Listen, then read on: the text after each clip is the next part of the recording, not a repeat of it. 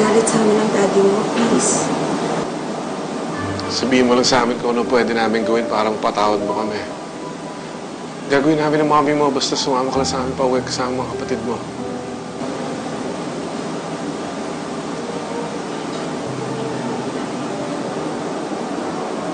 Kayo lang naman ang nakilala kong pamilya. Pero lumayo lang ako para makapag-isip. Pero ganun pala yun. Kapag nasanay ka na may pamilya ka, pag malayo ka sa kanila, kahit ampun ka, babalik din pala yung puso at isip mo sa kanila. Celine, anak, kahit kailan, hindi ka nawala sa puso namin ng daddy mo. Excuse me.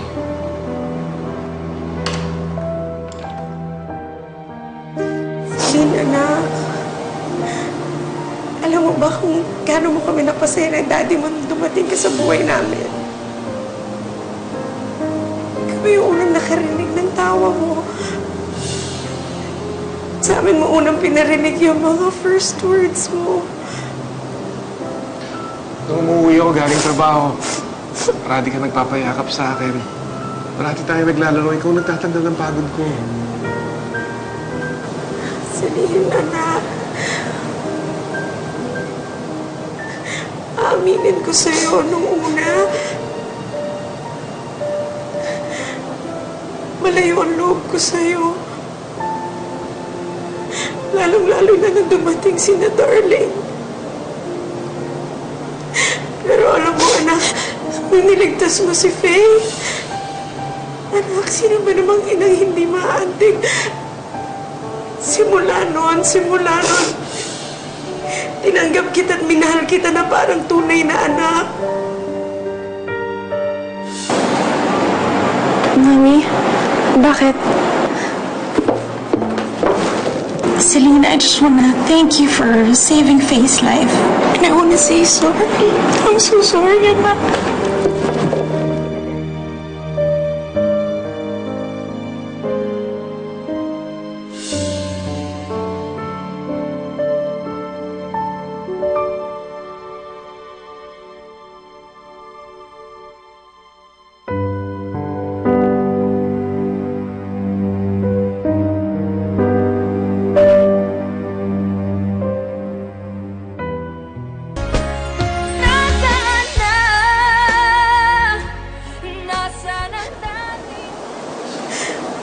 Celine, ikaw ang una kong baby.